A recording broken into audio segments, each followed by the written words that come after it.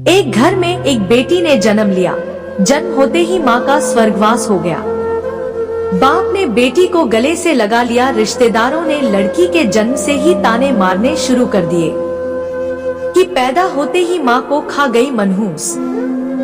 पर बाप ने कुछ नहीं कहा। अपनी बेटी का पालन पोषण शुरू किया।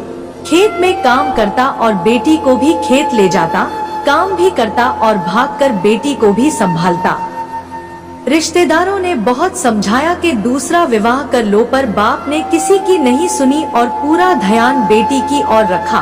बेटी बड़ी हुई, स्कूल गई, फिर कॉलेज, हर क्लास में फर्स्ट आई।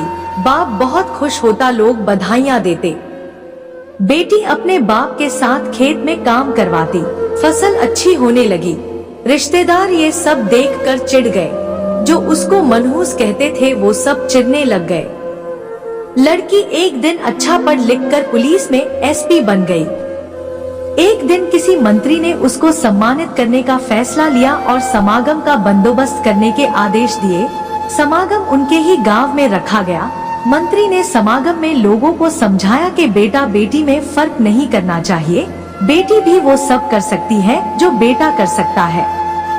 भाषण के बाद मंत्री ने लड़की को स्टेज पर बुलाया और कुछ कहने को कहा।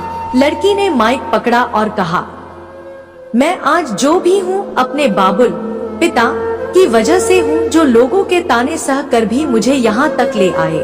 मेरे पालन पोषण के लिए दिन रात एक कर दिया।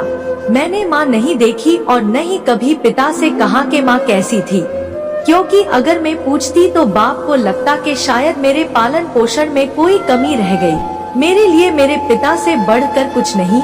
बाप सामने लोगों में बैठकर आंसू बहा रहा था। बेटी की भी बोलते बोलते आंखें भर आई।